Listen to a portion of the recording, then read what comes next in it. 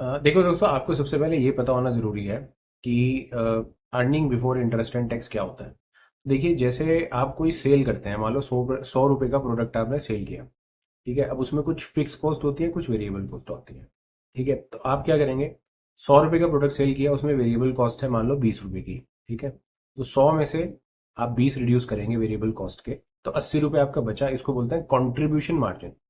ये contribution margin जो 80 रुपए का है, आप इसमें से रिड्यूस करेंगे फिक्स्ड कॉस्ट सबसे पहले। ठीक है, क्या करेंगे? Fixed cost. तो मान लो फिक्स कॉस्ट आपकी पर प्रोडक्ट आप कैलकुलेट करके ऑलरेडी रखे हैं, आपकी 25 रुपए है। तो 80 में से अगर 25 रुपए गए तो क्या बचा आपका? 25 रिड्यूस करके 55 रुपीज बचा, राइट? तो 55 रुपीज आपका क्या है? Earning before interest, tax, depreciation, amortisation. ये आपका एबिटा हुआ। अब इस एबिटा में से आप अगर माइनस करते हैं डेप्रिसिएशन, तो अर्निंग बिफोर इंटरेस्ट टैक्स आया। अगर आप इसमें से माइनस करते हैं इंटरेस्ट, ठीक है, तो आपका अर्निंग बिफोर टैक्स आया।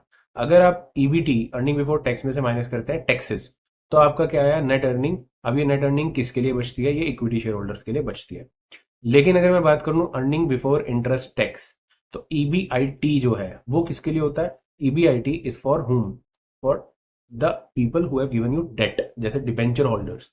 जैसे लॉन्ग टर्म लोन आपको कोई मिला है, तो उनके लिए जो डेट आपको प्रोवाइड करते हैं उनके लिए हमेशा ईबीआईटी रेलिवेंट होता है। और शेयर होल्डर्स के लिए हमेशा जो अर्निंग बिफोर इंटरेस्ट टैक्स के बाद वाला जो अमाउंट, आपने इंटरेस्ट माइनस किया, टैक्स माइनस किया, उसके बाद वाला जो अमाउंट बचा, ठीक है, जिसको हम नेट मार्जिन या नेट अर्निंग बोल सकते हैं, है ना, या प्रॉफिट आफ्टर आफ्टर टैक्स बोल सकते हैं, वो वाला अमाउंट इक्विटी शेयर होल्डर के लिए रेलिवेंट होता है। तो ये आपको हमेशा ध्यान रखना होता है। ये जो मैंने आपको सीक्वेंस बताया, दोबारा से मैं रिपीट कर देता हूँ।